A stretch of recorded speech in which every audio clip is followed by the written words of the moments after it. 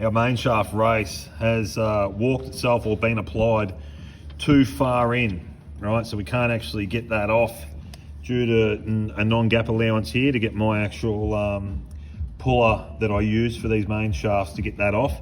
So I'm going to run through how, if you'd experienced this at home by any means or whatever, how you go about getting that race off. Rightio, so main shaft, we back our nut off on the cassette end. And what we're going to do is give this a gentle tap. I'll also just back this one off a fraction so things can move together. And then we'll see what happens from there. So for that to walk means there's a lot in it to do that. However, this alone was so close inbound, I could not retrieve that off with my tool that I use. So I've had to undo the cassette side, remove the clutch cover essentially for the clutch mechanism, and actually give a wood and hammer to go onto the two shafts to knock it outbound a fraction as gently as possible, obviously to create some distance on the shaft to pop out. Now this was still protruding inbound closer to the seal, and when I had heat on it, I had to just get in there and actually leverage, very, very gently, leverage a screwdriver with heat applied to slide that on the shaft to get to a point where I could actually get my removal tool in to knock that off. Now this gearbox is apart. I'm just trying to explain this as best I can. Man, the 6-speed's copper beading.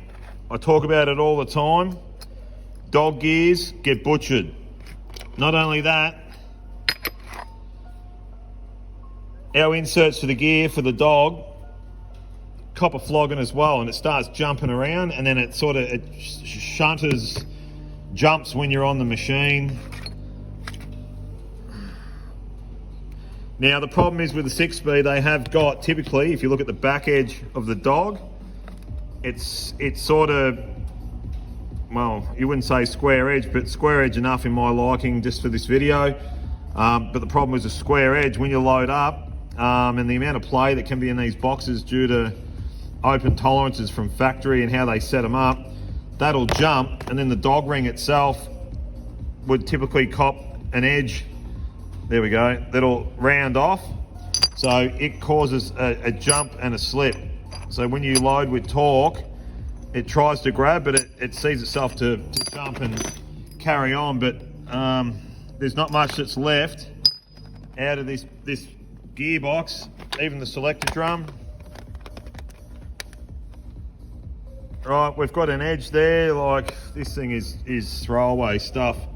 And this is an ongoing scenario. We're starting to see somewhere. So this is a problem. Now, one thing that we run into when it comes to Harley and getting a brand new gearbox, these typically do have to come out of overseas, whether it's America or whatever, and we buy the whole unit with a cassette end, and it's a full slip-in fit back in the bike. We have to re-bearing the case, but this adds up pretty quickly, and we're better off. But the problem is a time delay in getting a gearbox from America to Australia.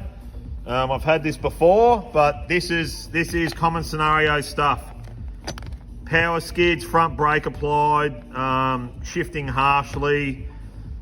You know, we're either getting another box and sending it off to one of my specialists. And then what we do is with these gears, they put a reverse radius in the gear. So instead of being a right angle, right, we've actually got a little edge that starts here, and then it back pedals inbound from the base in.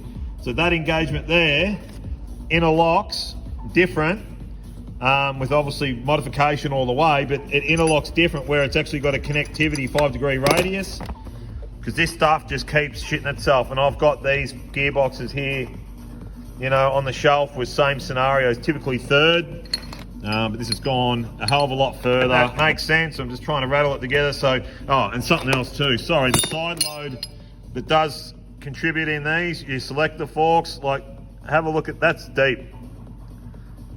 We are F-U-C-K-E-D. Thank you. Right, so identify on pull down process. We've got a mad lip in here that is sharp as hell on that selector fork. We don't have a locating dowel in there. However, there it is. It popped out obviously, but look how flogged out that is.